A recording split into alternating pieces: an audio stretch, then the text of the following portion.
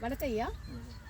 இன்றைக்கி வந்து நம்ம ஒரு பொன்னேரி கிராமத்தில் இருக்கோம், நெதூர் கிராமத்தில் இருக்கோம், பொன்னேரி பிளாக் நெதூர் கிராமத்தில்.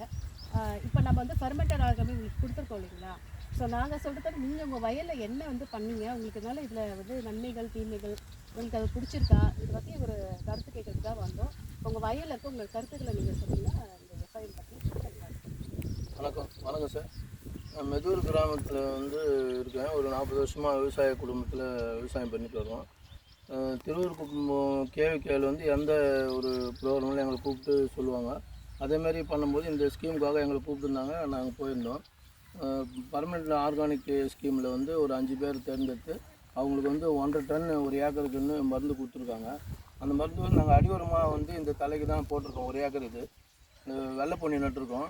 நல்லா இருக்குது, களையில் நல்லா களைச்சிருக்கு, பில்லே வரல. அதுதான் ஒரு சந்தோஷமாக இருக்குது. அது வந்து இன்னொரு வாட்டி மண் டெஸ்ட் பண்ணி எதனாலன்றது தெரிஞ்சுக்கிறதுக்கும் ஆசைப்பட்றோம். இந்த ஸ்கீமில் வந்து மற்ற விவசாயிக்கும் நாங்கள் வந்து எடுத்து சொல்லி அடுத்த வாட்டிக்கு வந்து நாங்கள் காசு கொடுத்து வாங்குறதோ எப்படியோ நல்ல ஸ்கீமில் வாங்கி நாங்கள் போகணுன்ட்டு ஆசைப்பட்றோம். இது வந்து ஒரு நல்ல ஸ்கீமாக தான் தெரியுது எங்களுக்கு.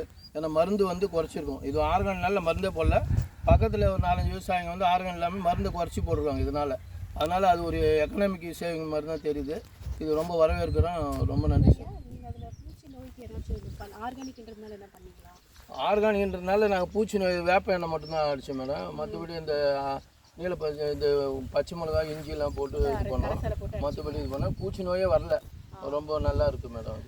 ரொம்ப நல்லா இருக்குது. இது வந்து அந்த ஊரில் வந்து பார்க்குறாங்களா பண்ணணும்னு? நாங்கள் தான் சொல்லியிருக்கோம் மேடம். அவங்க வந்து பார்த்துட்டு போகிறாங்க. அடிக்கடி வந்து பார்த்துட்டு போகிறாங்க. அடுத்த வாட்டி நல்லா டெவலப் ஆகும். பார்த்து சொல்லுங்கள், மகசூலுமே எவ்வளோ வருது சொல்லுங்கள். இது மண் மாதிரியே நம்ம பின்னால் அறுவடை பண்ண பிறகு எடுப்போம். அதனால் நீங்கள் பயிர் பார்த்து உங்கள் கருத்துக்கள் அன்றைக்கி மேலே எங்கள்கிட்ட சொல்லுங்கள். ரொம்ப நன்றி. ரொம்ப நன்றி.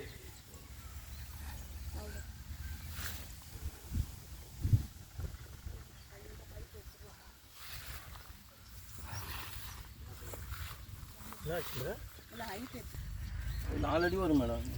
இன்னும் வளரும். பாரதி, நான் என்ன சொல்லிக்க